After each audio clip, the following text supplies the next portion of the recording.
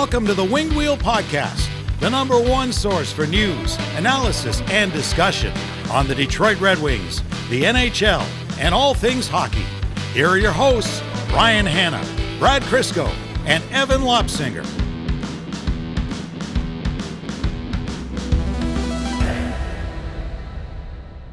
Ten and a half years doing this show.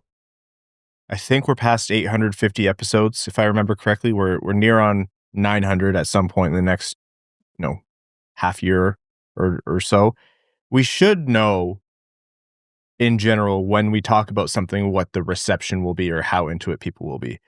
And really what we should know is that even almost 900 episodes in, there are always surprises, because out of the entire Fedorov episode, what are people most passionate about?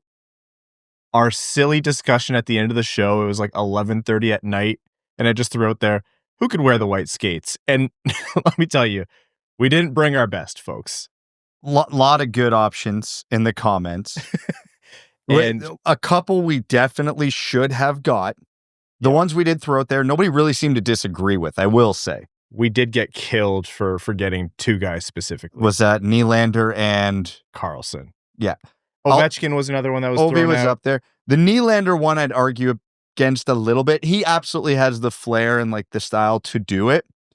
But I just, with his spray painted white stick and the white tape and the white Leafs uniform, he'd be like an ass hair away from looking like he's wearing a hazmat uniform. He looks like Moon Knight out there. Yeah, like there might be a limit to how much he could do.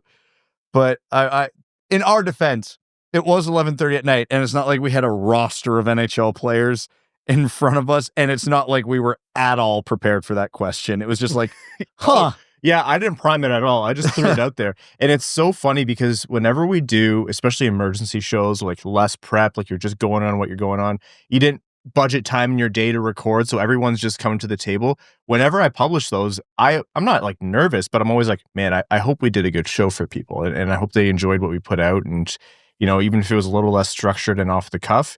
And it's so funny what comes back. And for the record, I love the discussion that came up.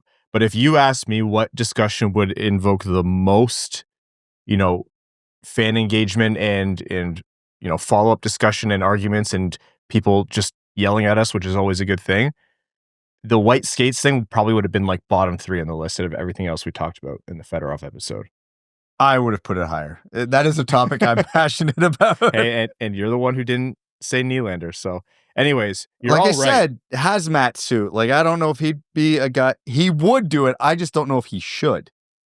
He does it all white at home, all black on the road. Especially when they wear the Bieber jerseys. Nylander would be the first guy to wear like an all blue skate with his home blues. Would you ever do that? God, no. How crazy, what piece of equipment, if any, because you're our equipment guru, what piece of equipment, if any, would you go like the most wild and out there with, and what would you do? Okay, am I allowed to say jersey? No. Okay. Because that's not up to you. Yeah, okay. Stick.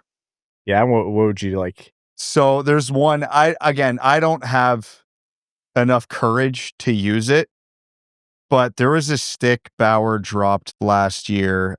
I think it was their Twitch, but they called it the Ocean Drive one, where it was a white stick, but then the accent colors were like teal, pink, like very Miami Vice vibes. Cool. It looked sick as hell. I would never use a white stick in a game, but God, do they look good. They look so good. And like I've seen some really cool custom wraps on sticks. I've seen some funky colors, funky designs. Even kids nowadays are really leaning into the Patrick Kane where they'll tape their blade all white and then just like take puck marks and doodle all over it. You can get really creative with this stick and it doesn't look stupid. Like, because if you go out there, say your team is the Red Wings colors and you go out with white gloves, one, you look like an idiot, and two, you're getting roasted by everybody on the ice, including the refs. Like, yeah, there's just certain pieces of gear you're gonna get flamed for. I know I mentioned it on the bonus episode. I am thinking there might be a resurgence on the white skates, though. For anybody who's been following it and has seen the new Bauer Vapor Flylight skates, there's a lot of white on them. Like the whole heel, that whole backside is white. And it's slowly integrating, and then maybe they get a little more brave with it on the next iteration. I can tell you, after being at a few tournaments since they released those, the kids are into it. There's a lot of those skates. Mika's got them. Like, there's a lot of kids flying around with those skates. So I think, you know how business works. Positive sales numbers. Will Bauer get a little more brave on the next iteration? We can only hope. Well, the long intros are a function of Evan not being here. So if you're like, oh my God, get to Red Wings talk, please, blame Evan. Folks, welcome to the Winged Wheel Podcast. For those of you who don't realize yet, Evan is still away. He'll be back soon, off on important business. We do miss him. We are legally obligated to say that. But for now, here to talk to you about all things Detroit Red Wings hockey, the world of the NHL, and lots more. I'm one of your hosts, Ryan Hanna. I'm Brad Crisco. And that's our safety pause for Evan. On this episode of the Winged Wheel Podcast, we're going to be talking about Todd McLellan, really diving into what his impact can be on the Red Wings after having a full offseason to make it his team. We're going to be getting into other notes from across the league, how they may impact future Red Wings contracts, stuff coming up in terms of bridge deals, longer-term deals, elsewhere across the NHL, World Cup of Hockey, all of that and lots more before we jump into overtime. Very quickly, before we get into the main show, this show is primarily brought to you by our Patreon supporters, patreon.com/wingedwheelpodcast. If you want to support the show, it allows us to do things like bail Evan out of jail when we need to and host Winged Wheel podcast nights at the LCA. I thought he somehow got stuck at Point Nemo. Oh, yes. Yeah. He's been floating there for a few days. But he's happy. It's maybe literally the quietest place on Earth. So that would be. That's where he would choose to be. Yeah, this is ideal for him. Maybe right now, especially. Anyhow, you allow us to do things like host Winged Wheel podcast nights at the LCA and with the Grand Rapids Griffins. More information coming soon. And you get access to benefits like our bonus overtime episodes, the bonus off-season content, the Discord, our giveaways. We give away 2 tickets to every Detroit Red Wings home game going directly to our Patreon supporters in season. So again, all that and lots more, patreon.com/wingedwheelpodcast. Todd McLellan's impact last season was immediate and drastic. They had that one ugly game against the Toronto Maple Leafs after he came in. And then they had the practice where he yelled at the guys and said, just play effing hockey. If I had the foresight, I would have worn my play effing hockey shirt here. But after that, it was 7-game win streak. And then another 7-game win streak. And just a towering momentum of wins and clawing back into the playoff race and again controlling your destiny as Detroit did. We all know what happened after the Olympic break with Larkin playing through injury, Raymond as well, Larkin taking longer to come back into form. The goalies weren't stealing games so much. Still, the positive impacts of what Todd McLellan did weren't erased by how the year ended. If anything, we were saying, and Red Wings players were saying, a full off season is going to go a long way. Just how big can that impact be, and what are we expecting this offseason that's going to, make the difference? It's always tough to say exactly how big that impact's going to be, because I think in people's heads, it's a lot bigger than it actually is. Now, that being said, he will do a lot and he will make a lot of improvements, but from a coaching standpoint, him dramatically changing the system, maybe fixing the PK and finding more chemistry with the lines might only equate to like 4 to 6 standing points. You know what I mean? Like, they could all be substantial changes, all for the positive, but it's not like it turns an 80-point team into a 100-point team. Mm-hmm. Maybe they only missed by 5 points last year, so it could be substantial in the sense that this is the difference from missing the playoffs to making the playoffs. But again, that's 86 points to like maybe 93 if everything goes well, and hopefully a few teams fall off and lets them squeak in. Realistically, and I always harken back to what Newsy said when we had him on the podcast, because he was right about it, and you follow it. Every team runs a different variation of the same systems, right? Like, nobody's really reinventing the wheel at this point. It's all about buy-in and execution. And I do think that is a strength of McLellan. But again, it's talking about degrees because everybody immediately, when they talk about McLellan's tenure with the Red Wings thus far, first thing they mention exactly what you did. 2 7-game win streaks right out of the hop. Unbelievable. March still happened. He wasn't able to fix that yearly tailspin that they go into. Yes, there were extenuating circumstances. Couldn't get his save. Larkin was hurt, et cetera, et cetera, et cetera. Every team has injuries, and they find ways around it. So I think McLellan was a net positive, substantially. I think if you had to narrow it down to where the actual improvements are going to come over the course of a full season with McLellan, I expect to see more consistency. And I expect the penalty kill to be a hell of a lot better than 32nd in the league. Those aren't dramatic changes. Like, that stuff coaches can control. So what's the degree of improvement there? And then the consistency. Was that a personnel issue? Is that a leadership issue? Is that a coaching issue? We're about to find out. But yeah, I think overall he has a net positive impact with a full training camp, a full year, his roster, his philosophy, his lineup card, his systems, his special teams. That's all positive. And again, I think if it all goes right, maybe a half dozen standings points, give or take. But that's a half dozen standings points is enough for the playoffs the last 2 seasons. Exactly. Yeah, it's not like the Red Wings, they've missed the playoffs by a combined 6 points the last couple of years. So even though the improvement might be minimal, it might be enough. I think, like, this is going to sound like I'm saying everything good that happened was because of Todd McLellan. Everything bad that happened was because he just didn't have enough time. But I kind of think you do have to approach it like that somewhat, right? Because it wasn't like brand new issues arose after Todd McLellan came in. You alluded to it. A lot of what we saw, we'd seen in previous seasons or earlier this year, right? Even the things that kind of crept back in outside of the injuries were just a little bit of, well, the new coach bump is over, the honeymoon period is over, and at the end of the day, you can only adjust so much with limited practice time in the modern NHL schedule, which is only going to get worse, and a limited amount of actual time coaching the team.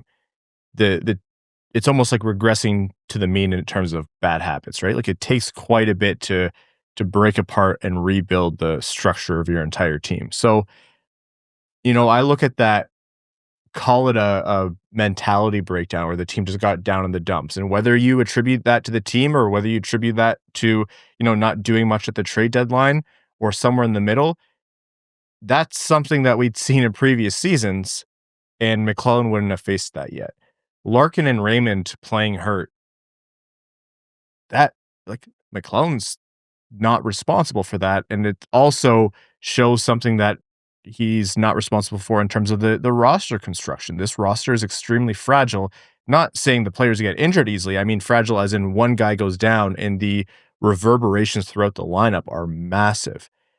Goaltending, much the same. You're relying on a goaltender well into his 30s and another guy who really was only good for 20, 25 games a year. Like, it's not. And then, Husso's, that was a failed experiment. It looked good for a little bit there, and then it just never really stuck with the Red Wings after that.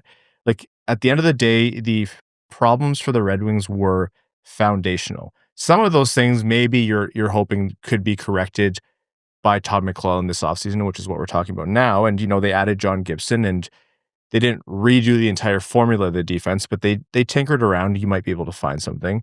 And there still are foundational issues that exist. We talk about that quite a bit. But in terms of last season, like, I can't really find much on the scorecard for McLellan where I'm not like, with what's reasonable to expect, I think it was outstanding what he did. And I mean, not to kick a guy while he's down, but if Newsy had stayed in, that team was a lottery team, like a lottery team with how they were playing. The way they played changed. And I think maybe let's talk about that. How did they change? Even if it's only, a partial application of what he wanted from them. I think it was just creativity. Again, you can't change too much mid-season in terms of systems. The play effing hockey line got a lot of traction, but that's really what it was. Mechanical, systematic, whatever you want to talk about it, that's what the Red Wings offense looked like. That's what the Red Wings as a team look like. That flair, that creativity, that decision-making looked like it was not a part of their game, which hockey's too fast of a game to not have that. And he really instilled that in the team. And obviously, almost every team historically gets a new coach bump, even if it's an awful coach, because it's guys auditioning for the new coach for ice time, to have a job, to have a role, whatever it might be. So I don't want to put too much stock into those 7-game winning streaks, but there was probably a level of urgency there combined with the freedom that the players really enjoyed and thrived off of. We saw it on the power play. We saw it with the big, call it 5 guys on forward. It made a difference. The problem is the biggest issue on this team are 2 things he can't control. He can't put the puck in the net for the bottom 6 forwards. And as much as we love Moritz Seider and Simon Edvinsson, he doesn't have a lot to work with beyond those 2 on the blue lines. So again, I think the things he instilled were good. They were genuine positives. And it's going to be the theme of this year. And we're going to beat it to death, especially as we start getting closer to the season previews. Of all the concerns I have on this team into the season and all the positives I saw from last season, McLellan's definitely a positive and he's not a concern. Doesn't mean the Red Wings don't have lots of those either way. But it's all good vibes around him and it's all optimism. It's just remembering to have appropriate expectations. And when you think back to what he did last year, understand that every coach, even the bad ones, get that new coach bump just because the players have the extra motivation. And I'm not saying he didn't do a good job when he got here, but I don't think we can expect them to rip off 2 7-game winning streaks in a 20-game stretch again this season. I hope I'm wrong. Please, God, radio me if I'm wrong. But realistically. It's really funny. You said before, like, every team, and this is what Derek Lalonde said when he was on the show, every team runs some variation of more or less the same ideas. You want to call it systems, you want to call it ideas. Like, you think about what Todd McLellan encourages: strong team defense, structure, transitioning the puck quickly, grabbing the puck and transitioning it quickly, like relying on your team's skills and creativity. That, I think, was really leaning on that was a bit of a departure from what the Red Wings were doing, which is why we saw like immediate improvement in especially a few key players. None of those are novel concepts. Like, what did he keep saying? Smarter, harder, faster, like stronger. Like, those are all Todd, Kanye, West, McLellan. Yeah. Bigger, Careful. faster, stronger.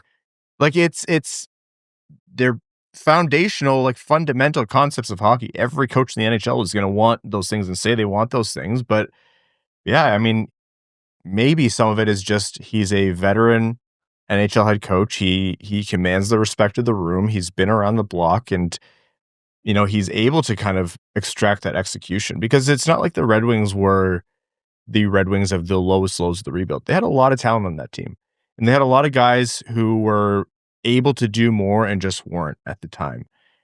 And so, we think about the Marco Kaspers and the Albert Johanssons, and their seasons were absolutely crucial to where the Red Wings eventually performed to in terms of the standings points.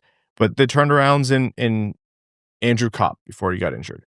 Patrick Kane had himself a hell of a second half of the season from McLellan coming in onwards. And those were 2 of the guys who were pretty vocal as far as NHL players go in terms of saying, like, we need to be doing things differently, which was code for, this coach has lost the room. So even if it's just, we can reliably get more out of our guys, and if that translates into other players like Comfer, or let's say what he was able to get out of Kasper, he's now able to get out of a Danielson or a Mazur or someone who cracks the lineup, then I agree with you. Like, I don't think you can expect, 14 points in a 18 available point stretch very often. Like, that is an aberration mathematically in the NHL. The best teams in the league don't do that very often. But I do think if he can raise the floor of this team and shortened the kind of dead spots. So we're no longer talking about a completely awful December or an awful February or whatever it is, and you're just talking about a normal slump like a week or two, then that does make a difference. Because we are super critical of the Red Wings, and the fans are super critical of the Red Wings because we watch them for 82 games a year, soon to be 84, unless you're Evan. And that's going to make you kind of zero in on the mistakes and the gaps and the holes. But at the end of the day, they were a fringe playoff team. How many years now? One period of difference. I know they were 5 points back, but one period of difference against Montreal and another goal somewhere else, and boom, you're in two. Like, it was almost as close last year. So he's not going to move mountains, but I don't think McLellan has to move mountains. Well, that's the thing. I think any Red Wings fan who's pretty well in tune with the season, if you ask them honestly, what have you thought of the last two seasons? Like, take circumstance, coaching changes, all that out of it. Just look at the raw games, the 164 games over the last two seasons. How do you feel about the team? Most of them would say, not great. 6 cumulative points from getting into the playoffs at least one of those years, if not both. Like, they're not as far away as at least the national media will make it seem. And I'm not sitting here and saying they're good, they're likely to make a playoff. I'm not there. Again, you give me a fictional $100 bill right now, I'm going to bet on them missing the playoffs again. But they are closer. We can say the Red Wings didn't make enough big moves in the offseason. Fair. What was available, but that's another conversation. JVR is better than the guy he's replacing. Jacob Bernard-Docker is probably better than the guy he's replacing. Travis Hamonic might even be better than the guy he's replacing. And John Gibson's definitely better than the guy he's replacing. So there's marginal improvements there. Same with Mason Appleton. McLellan, with a full season, is at least marginally better than the overall coaching scheme we got last year, because obviously the new coaching bump won't happen again this year. But I like the term you used, raising the floor, because that really truly is what he needs to do. Without March collapses, the Red Wings are in the playoffs the last 2 years, and we're having a very different offseason right now, right? Realistically speaking. Yeah. So I think that has to be the key with McLellan. And the other thing you touched on that I am super curious about is, because he did so good with Kasper, and he did so good with Johansson, and he did so good with Edvinsson in terms of recognizing they were ready for a role and putting them into it. Just, I don't want to say throwing them to the wolves, but for lack of a better term, throwing them to the wolves. Marco Kasper, you're playing on the top line. Okay, now you're the second line center. Simon Edvinsson, we're getting you away from Mo Seider. You are running the second pair. Oh, by the way, it's with another rookie. And it worked. It was an improvement in every aspect. I am curious what happens if a Mazur or a Danielson or whoever really starts showing something early this year. Maybe it's preseason. Maybe it's in Grand Rapids. Maybe they make the team out of camp, but they're playing a depth role, but all of a sudden it's like, maybe there's something there. How quickly and how comfortable would he be to put another youngster up in the lineup if that situation arises? You would have to imagine, based on what we've seen so far and what is really necessitated by the roster, as long as the kid's doing the right things, practicing the right way, going out there and doing what the coaches want of him, whether or not he's, netting a ton of goals or not, it stands to reason that they're going to get the opportunity, because that's what you saw with Johansson and Kasper especially. Like, they were doing the right things out there. Were the numbers piling up for them? Not necessarily, but the team needed someone, and they were just going out there and playing the right way. And McLellan trusted them, and he, out of the frying pan into the fire, and it turned out great. So it's a tall task because, the big if, they have to make the team and they have to stick on the roster. But at the same time, we're probably going to be seeing some cycle of JVR, Elmer Soderblom, and you're probably Rasmussen or Appleton's going to get a look in the top 6 until something sticks, right? And if I had a fictional $100, the $100 bills in this room right now are fictional because Evan's not here. It's just me and Brad. But if I had a fictional $100 bill, I would put it on, none of those guys necessarily holding on to that role for a full 82 game season, because it would be pretty surprising. And it's not a knock on them. It's just right now the Red Wings don't have a 6 forward complement that looks like they should be on paper and has performed like that on the ice. So it's too much to put on the shoulders of Danielson or Mazur, or let's even say Brandsegg-Nygard at a camp or whoever else. But it's not impossible, because I would have bet so hard against that happening to the degree that it did with Kasper last year. I thought Kasper could come in and make an impact. He didn't miss too much time, but we thought he should have been there game one. And we said he should be ready for the season. He was. But to the tune of what he put up there in terms of production and impact on the team, I never would have thought. So if McLellan had any hand in that, then that's going to be huge. And you're also right. Like, it doesn't have to be a top six forward role. If they're just a bolt-on, productive, efficient bottom six forward as they learn the ropes in the NHL, that has massive impacts for slotting. You're now solid at one position, and you allow other guys to move up and down as you need to, and you have fewer guys who are playing above their station, which has been plaguing the Red Wings for the last 10 and a half years we've been doing this podcast. Guys who have been asked to do way more than they're actually able to do, which is why guys like Justin Abdelkader of old and Ben Sherratt now, they get such a bad rep. And it's not their fault. There's no one else who can take that role, really. Upgrades. That's all it comes down to. You always want upgrades, big or small. If Nate Danielson is 5% better on that third line than James Van Riemsdyk is, it's an upgrade. Yeah. And again, it could be a path like Kasper last year, where Kasper, I don't think anybody was unhappy with how he played in the first half of the season. He was in the bottom six. He wasn't a liability. He was getting a regular shift, and everybody went, yeah, okay, he's doing okay. Not setting the world on fire, but he's okay. I don't think anybody would be unhappy if Danielson or Mazur did that all year. And then, yeah, Kasper decided that it was time to kick the door in. And maybe that happens with another rookie this year. Again, exceptions to rules, not the norm. But McLellan does seem like he's got an eye for it, because I don't know how much of it was necessity versus he saw it, but he went 3 for 3 last year. Those are incredible odds when you really truly break it down. Like, if you told me at the beginning of the year, Kasper's center in the second line, Edvinsson's running the second pair, and oh, by the way, Johansson's on that second pair with him, I'd have told you one, if not two of them, is going to get caved. Yeah. So the fact all three of them did well is not only a testament to them, it's a testament to whatever McLellan did to make it work. Now, can he do something to unlock someone like a JT Compher? God, I hope so. Because I'm looking at this roster, and if Andrew Kopp can be even 80% of what he was after the McLellan arrival last year, you're pretty happy. And I'm not going to zero in on guys like Rasmussen or Berggren too much, but JT Compher, forget the contract. Just having him be able to solidly play that center position, most likely in the bottom six, that would go a long way in terms of raising the floor. Like, that guy looked like a whole different player than what he did in his first year in Detroit. He looked snake-bitten at times. He looked completely lost at times. It just wasn't JT Compher. So, whatever goes into it, but if McLellan can find a way with Compher and the team around him and the way they're playing to get him back up to speed and just doing an acceptable amount, that raises the floor a good bit as well.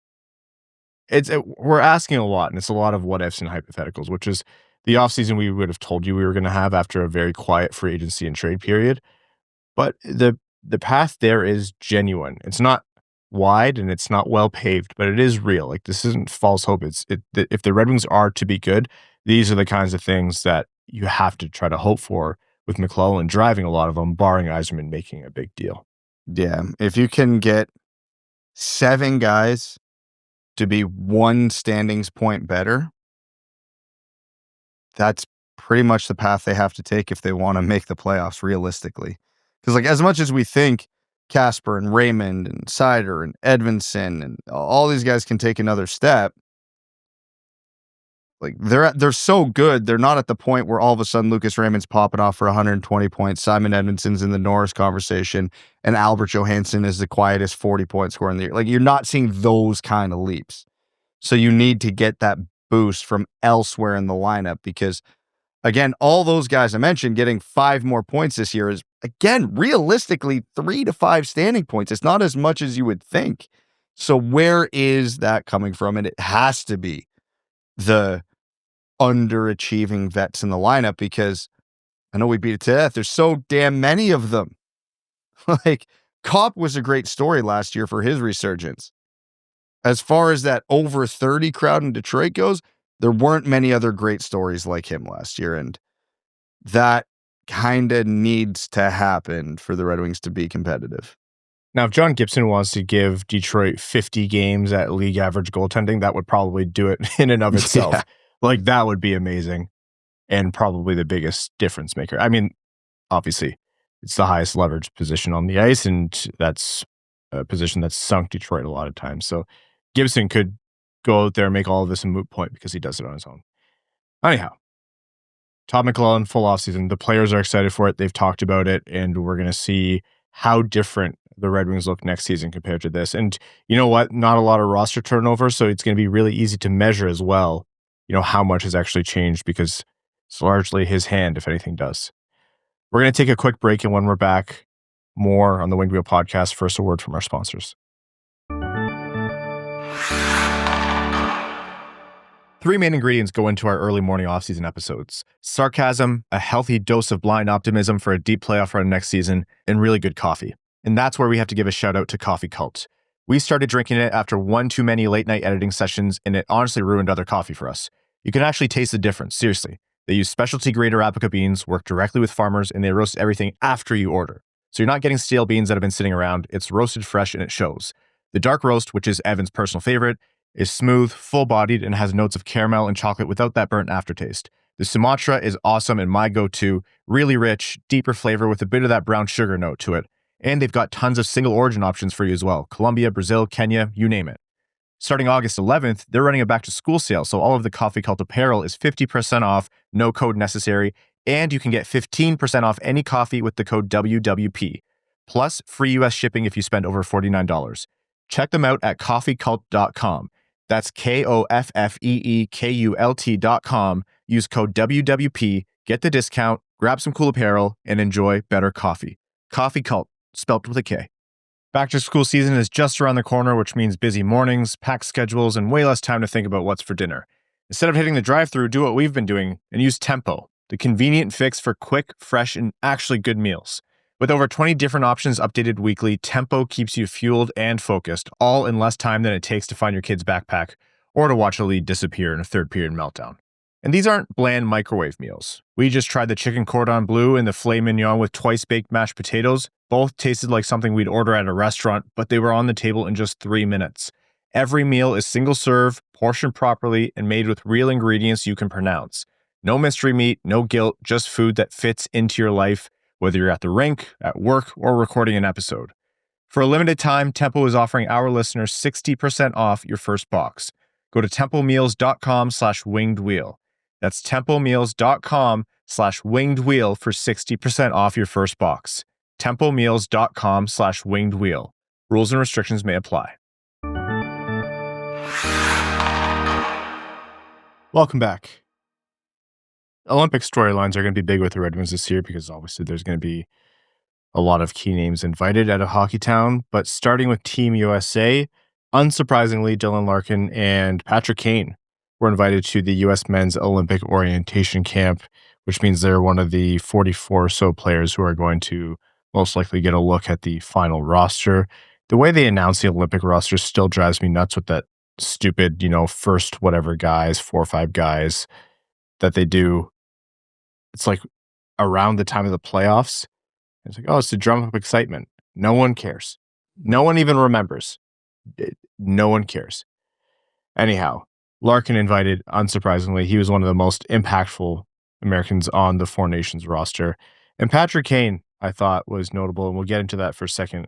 Left off the list was Alex DeBrincat, which, on balance, I can understand because that's a stacked team. Like, the Team USA is likely to be right there as one of the odds-on favorites every single time an international tournament is played.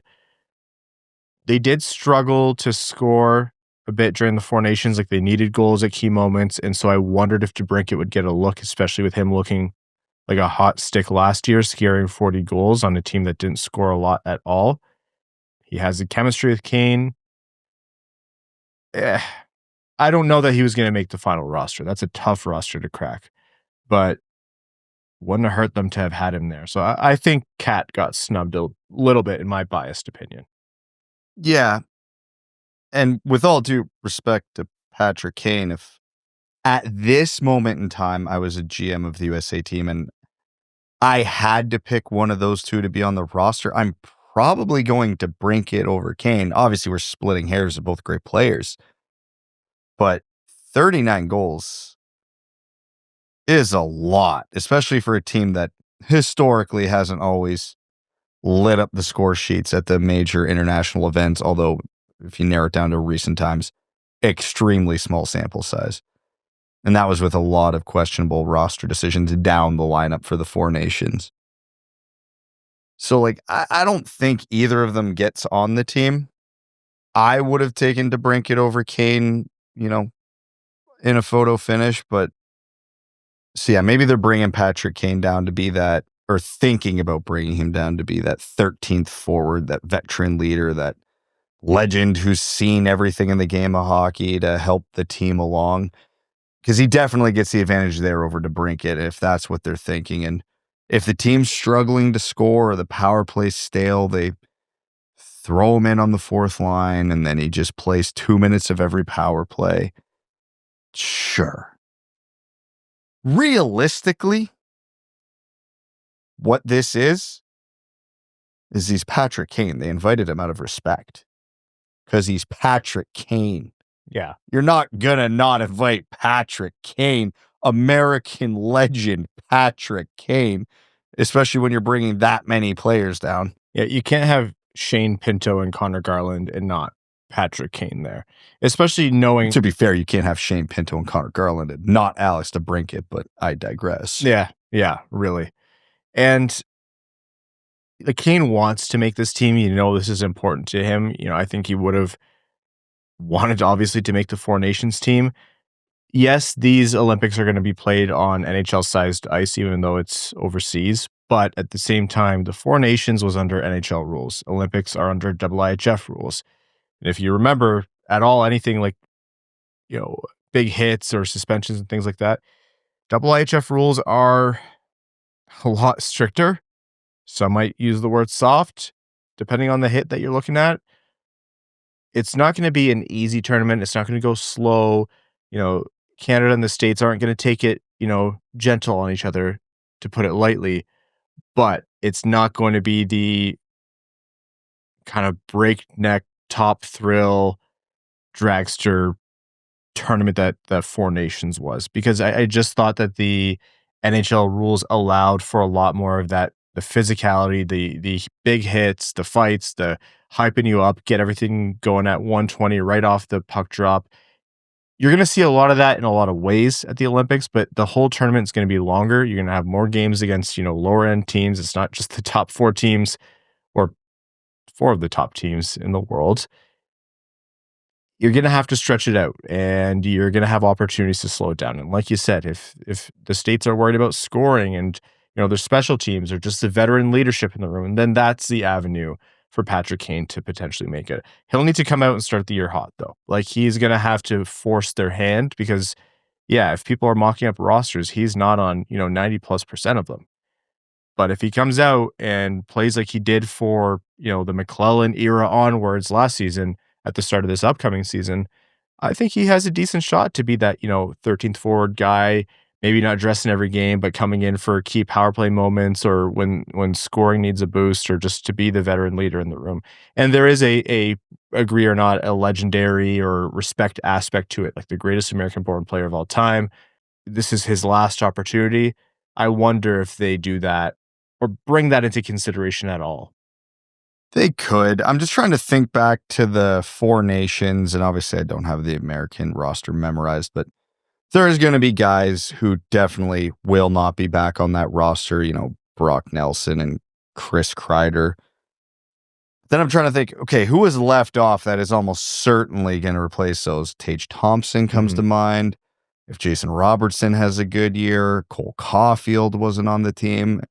So who are the guys Patrick Kane will have to outpace to get one of those spots? And it's a talented list. So you're right when you say he's going to have to come out on fire, even with his legendary status, to have a chance.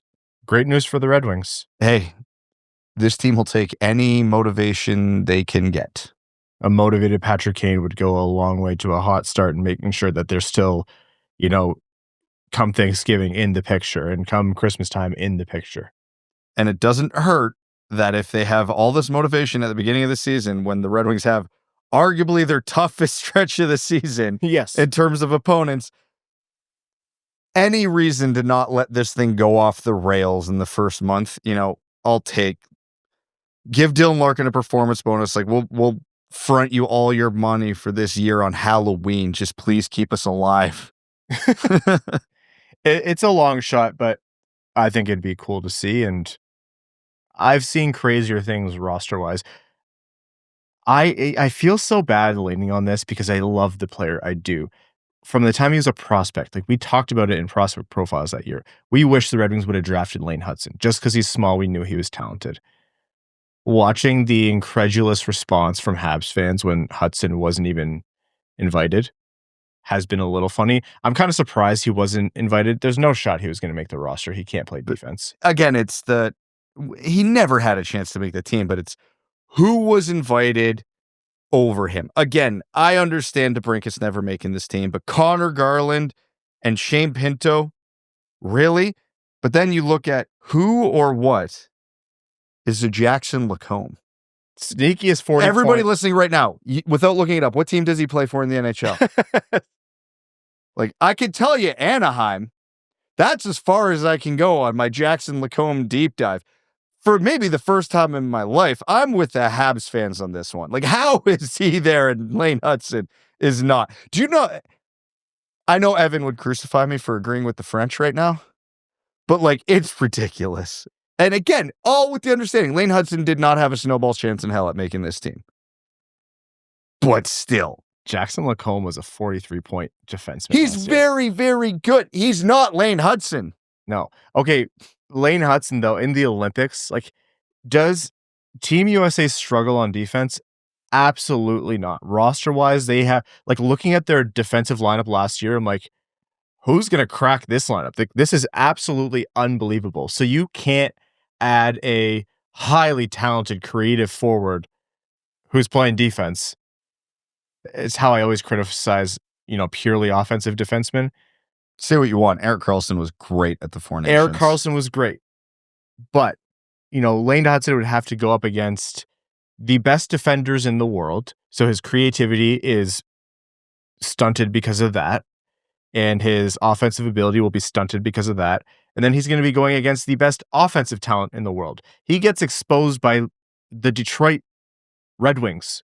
Like, in Montreal's games against Detroit, I can think of 3 primary assists he had for the Red Wings.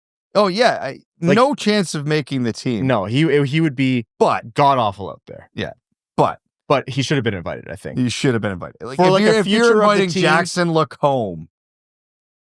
For the same reason they invited Jackson Lacombe. Future of the team kind of thing. Yeah. You get these guys going now. It's funny because I think Lane Hutson's going to be a great defenseman. I do. But you can't deny that he still has a branch on his career path that could end up being Shane Gostisbehere. I wouldn't bet on that happening. I think he has too much talent to land there. Oh, every Habs fan I know, that's what I tell them. And like, don't get me wrong, I love Lane Hutson, but I'm leaning into this is where my inner Evan comes out, and I just love trolling the Habs fans. It's a hobby, really. We really do miss him here. He'd have a blast with this one. Evan, when you're not listening to this, just know that we miss you, pal. Anyways, it's been, he does deserve it, but it has been funny to watch the response. Let's go to more league news, and this kind of could relate to the Red Wings a little bit. Frank Nazar was signed to an extension. A pretty surprising one. He got himself a 7-year extension with 50-something games played or something like that. Yep. At a shade under $6.6 million, $6.599991 million. That's a big bet. And Max was right to point out online, this could be our first look at a potential Marco Kasper comp down the road. Now, he has a couple years left on his ELC, so it's not immediate looking for extension like Simon Edvinsson after the season, but still, you might be in and around that range now. Everybody who's been listening to this podcast for long enough knows I was a big Frank Nazar guy going into that draft, and he hasn't done anything to disappoint since he's been drafted. It's an extremely small sample size, but you know, the way I look at a contract like this, because I understand it's risky. Oh my God, is it risky? But if he continues to evolve into what he could be, it could be one of the best deals in the league. And for a team like Chicago, where they're at in their rebuild, they need to take gambles like this, because if you don't hit a few home runs, you're never getting out of the rebuild. I don't know why I just winced a little bit. But what did Frank Nazar do this year, and is that his floor? Because if what he just did in those 50-something games is his floor, that's probably worth about $6 million under the new rising salary cap. So any improvement from him is a bargain on the deal. Is that guaranteed? Absolutely not. That's the risk of a small sample size. But we've talked about it a lot. All the best contracts in the NHL are the ones that were signed when there's still a lot of risk, or at least some risk. Not all of them pan out, but a lot of them do. And when you're in, because here's the reality of it. If this rebuild doesn't go well fast for Chicago, this contract could be their rebuild. And if you say 7 years, wow, that's an awful long time for a rebuild, shut up, is my argument to that. 900 episodes, Brad. Shut up. And then it's irrelevant. But if he is good, he could be a big reason why the rebuild doesn't take 7 years, because he could be one of the best contracts in the league.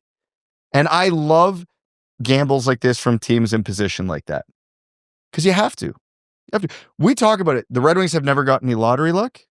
They've never got any standings luck. They've never got any free agent luck. Where do they get luck? Good contracts to their core.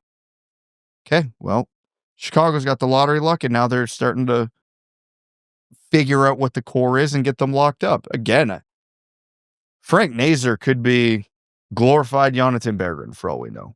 But what he showed last year gives you reasonable expectation that not only is he a $6 million player, he could be an $8-9 million player. So, yeah, take the risk. Because if it doesn't work out, where Chicago's at, you got a lot bigger problems than that. Oh, that's what it boils down to. Like, fundamentally, yes. You sign your best players for as long as possible, as early as possible.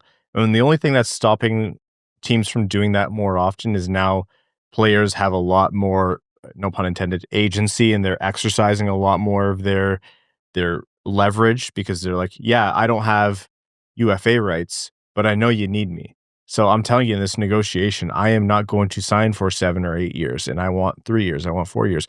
Let's see how long Lane Hutson signs for, because I mean, people are talking about that one. Does Simon Edvinsson want a long-term contract? We're waiting for an Edvinsson extension, and we want that to be a long-term extension. The math dictates that he shouldn't. The player, the person, Simon Edvinsson, shouldn't want a long-term extension, because he's a great player now. He's only going to get better, and the cap is going up by $1 quadrillion over the next, 5+ years. So try to get as many contracts in between now and then. That's why teams aren't doing it more often, is because players are utilizing their leverage a little bit more. Chicago doing this, one, smart move, because it follows that central dogma of roster construction. But two, yeah, you're right. The team sucks. They have so many other issues. This won't be the straw that broke the camel's back. It'll be 17 sacks of bricks on the camel's back. They have to worry about making sure that they get the most out of Connor Bedard. And the pendulum in terms of perception on Connor Bedard has swung too far the other way, in my opinion. That is still an all-world talent that's potentially in there. I think he could be just as impactful of a player as Macklin Celebrini. It's not automatic with these guys. You have to surround them with the right talent. You have to get the most out of them. You have to develop them well. And I don't think Chicago's done that to date. That is a much more, crucial task at hand. They have to make sure the players they're bringing in aren't just taking holidays for a year and saying, yeah, I'll collect my $4 million, my $5 million, and I'm going to, sit there and basically dog it for a year, which is they've run into that a few times now in Chicago. Like, there's way more at risk here, and it opens up the opportunity for them to just take the other risks that are routine and NHL GMs should be taking regardless. So, yeah, good job, Chicago, but at the same time, you have a lot else to worry about. In terms of how this could compare to Marco Kasper, I mean, this is how you get much more watered down. Frank Nazar is not comparable to these players, but the Larkin, Raymond, Seider deals, Raymond and Seider specifically, they signed to big numbers, but they were already playing at the level of those numbers at the time they signed. And it has only aged as well as the cap has gone up, which is a lot. Well, think to some of the best contracts in the NHL over the last decade. McKinnon signed early, dirt cheap. Obviously, that went well. Huberdeau, Marchand, all these guys were making $5-6 million because they signed before they took off. Like, really? Like, Marco Kasper's played, 80-90% of a season? If he was eligible for an extension right now, went to Steve Yzerman, give me the Nazar contract, the ink wouldn't be dry from the printer before Steve Yzerman would be signing it. Yeah. Like, that's just the way the world works in the NHL nowadays if you want to maximize value. And, I mean, good for these players, too. Like, it's more money than they'd ever seen in their lives. And to lock up, $40+ million at age 21 and know that you're safe even if you get injured or your career doesn't play out how you think it does. Like, it's nothing to scoff at. And at the end of the day, the team does have RFA control. So it's not like they're thinking, oh, I'm a $10 million player for sure, and I just left all that on the table. They took a haircut, but they get a good amount of money in advance and some certainty. And that can go a long way too. So it's not like he's playing for pennies. And they're young enough, their next contract will still be big. It's not like they're re-upping when they're 33. Like, he'll be in his prime when he's signing his next, for his sake, hopefully, long-term deal. So you hope that you see that for Kasper, let's say this time next year when he's eligible. And we hope to see something like that for Simon Edvinsson ASAP here. And Edvinsson, again, I think it's going to boil down to what he wants, because does Steve Yzerman like signing long-term contracts? No, but more so to free agents and guys who haven't proven it. Edvinsson, we know what he is, and we know he's a cornerstone of this team. So if he wanted 8 years, Yzerman would give him 8 years. You'd have to think that would come into play. Marco Rossi signed, so that saga is over, although it could be kind of a Marty Necas situation. It was a 3-year, $5 million per year deal. So again, another situation there where you kick the can down the road for a trade in the future. I'm surprised he went for 3 years. I'm imagining Minnesota didn't give him an option for a 1 or a 2 year deal, but yeah, that's not great for Rossi. I will say that. It could be with a, hey, we're going to continue to try to move you. Yeah, and if it's a good enough contract, teams will be interested if they do go that route. And it's interesting to hear what's been reported about Mason McTavish, which is that not a lot is expected to change, but there was potentially, an offer sheet sought out by his camp, which didn't come to fruition because offer sheets are just so hard to get through in the modern NHL. But yeah, where there's smoke, there's fire. And even if the fire isn't raging right now, even if it's smoldering, you still keep an eye on that one for the future. So if he's willing to play left wing, we've got a spot for him. If he wants to play center, put him second line center. Kasper can go play left wing. Yeah, I'd rather have Kasper at center if we're splitting hairs. McTavish can be the 3C. Your choice, Mason. Anyhow. Okay, we're going to take another quick break, and when we're back, the final segment here on the Wing Wheel Podcast, back after this. We're going to overtime. Overtime is brought to you by our Patreon supporters, patreon.com/Winged Wheel Podcast. If you want to support the show, the bonus episodes, the bonus off-season content, the giveaways, the Discord, all of that and lots more. Evans Bale and his search and rescue from Point Nemo. That cargo ship's got to go by eventually. It got stuck again. Patreon.com/wingedwheelpodcast. Let's take some questions from our patrons. Motown Seider says, if I'm rooting for the team's long-term success, who do I want as a top left winger by Christmas? Danielson or someone on the roster right now, like Soderblom or JVR? Someone from outside of the organization is probably the best answer here. Yeah, that's actually a lot. McTavish, Robertson, because we talk about the Red Wings have a lot of great players in the system and on the roster. I think everybody agrees for them to be a contender, they need to add something from outside of the organization because what they currently have, there's no configuration of this where they are probably a Stanley Cup contender. It's just not enough high-end talent. A lot of really good players, but no superstars, at least not in all likelihood. Given how obvious the hole is on the roster, that should be the goal. Things go sideways in Winnipeg, you throw the farm at Kyle Connor. Dallas decides they want to spend another $1 trillion. Robertson becomes available. McTavish had it with Verbeek, so naturally he would want to come deal with Steve Yzerman. That's the best case scenario. If we take that option off the table, if there's a Danielson or a Mazur playing there, it means something went really, really right. So we'll say that's probably the best option of those. Maybe Soderblom. I could lump Soderblom into that because if they leave him there for 3 months, it means something's going right. Yeah, because Soderblom's the kind of player that even if the team had no other options, they wouldn't leave him up there. Yeah. Thinking deeper, do you think the team is more likely to make the playoffs if Danielson gets called up or if the current roster works without him? Doesn't matter either way. Too many variables in terms of who would have to perform at what level. Thanks for staying alive during the offseason. Motown Seider, thank you for being a Patreon supporter. All right, more questions here. This one from Rasmussen and Petrie on a 2-0 breakaway says, remember when you guys said that if a Red Wing pulled off in Michigan, you would get their jersey for the studio and then Gostisbehere attempted one the next game? Does that promise still stand? I still think Gostisbehere heard that and that's why he tried it. we gotta throw this out mid-season again. Just to see who's listening. I think Berggren would try it. If Berggren Kasper just scored on one. Oh yeah, well, that's the easy answer. Yeah. Marco. He just did it. Oh yeah, it's a real tough sell for us to have a Marco Kasper jersey in the studio. Oh, real hard done by to hang that. How funny would it be if it was like Justin Hall? I would love it. It'd be incredible. Soderblom, because he could actually do it from the corner. I was gonna say it'd be so easy for him. If Berggren had like his roster spot solidified and like he wasn't worried about hanging on to staying in the NHL, he would do it. Try something dumb like that. I'd love it. He loves that. That was such funny timing when Gostisbehere tried it. I miss Ghost, man. Amanda Hug and Kiss says, if Yzerman does get removed from his position this season, who would you choose to be the next GM? Fedorov has expressed interest in returning to the Red Wings organization and has GM experience in Russia. Do you think Chris Ilitch would consider him? Consider, sure. It all depends who's available. I don't know. Like, it's a big space.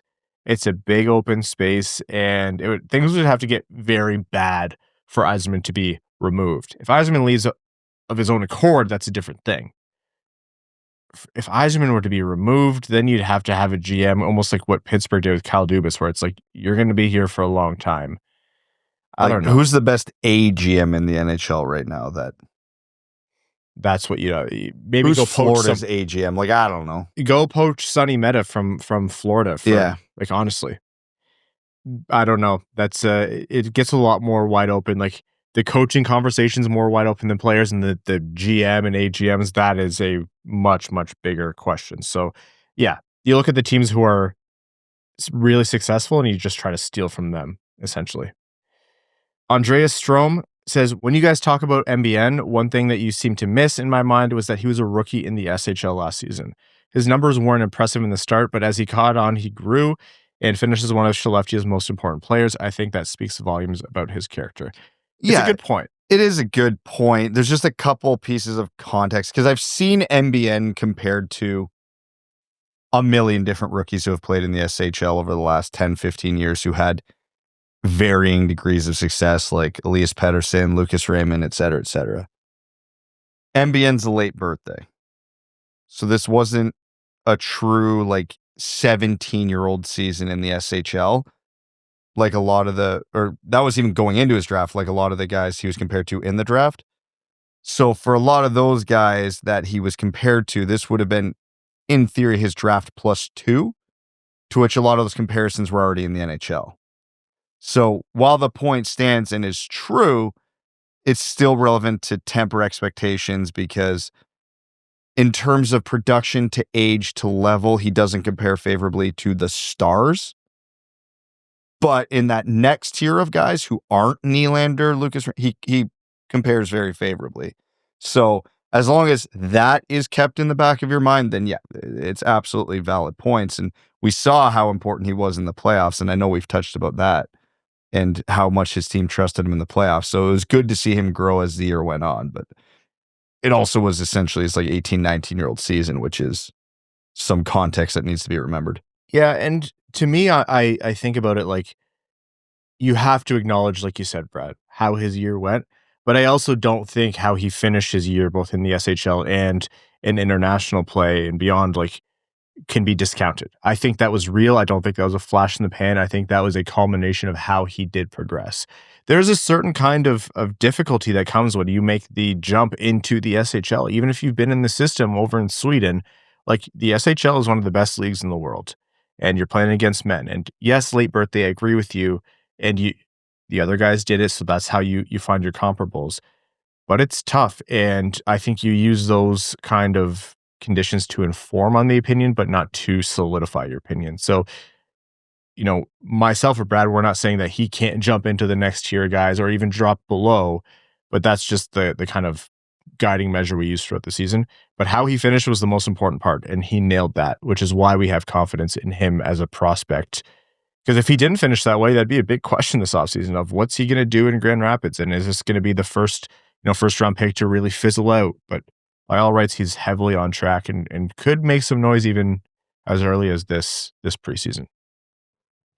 All right, with that, we are going to wrap up this episode of the Winged Wheel podcast. Thank you all so very much for tuning in. We're going to jump into our Patreon exclusive overtime episode, patreon.com/Winged Wheel podcast. Again, if you want to support the show, and if you want to help us out, but Patreon's not for you, that's totally okay. Wherever you get your podcast, if you subscribe, whether it's Spotify, Apple Podcasts, YouTube, like the show, leave a rating, a review, the stars, the thumbs up, tell a friend about the show. All of those are things that really help us out a lot.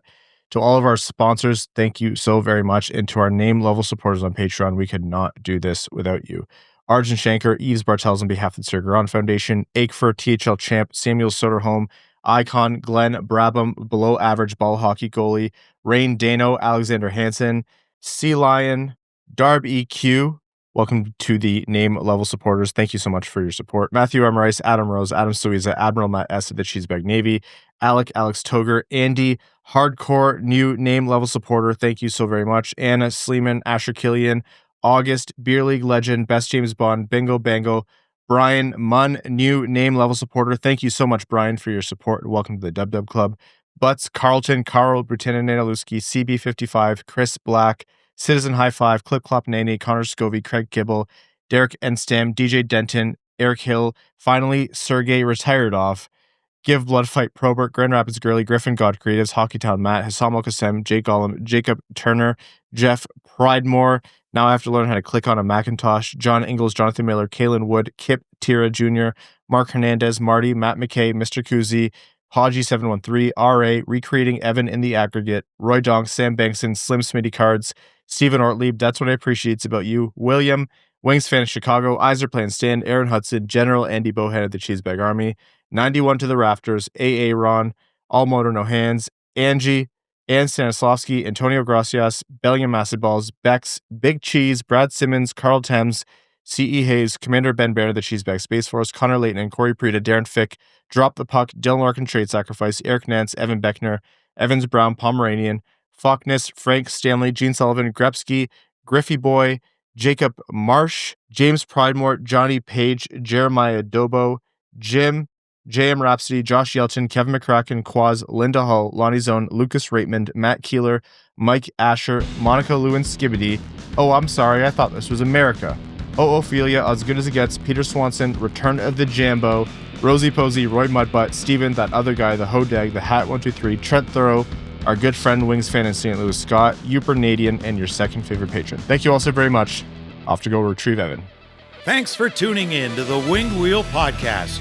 Be sure to visit wingedwheelpodcast.com, where you'll find links to subscribe to the show on Apple Podcasts, Spotify, YouTube, or wherever you get your podcasts. You'll also find ways to support the show, like Patreon, official podcast merchandise, and more. And don't forget to follow us on X at Winged Wheel Pod, at Ryan Hanna, WWP, at Brad Crisco, and at Hockeytown Evan, as well as Winged Wheel Podcast on Instagram.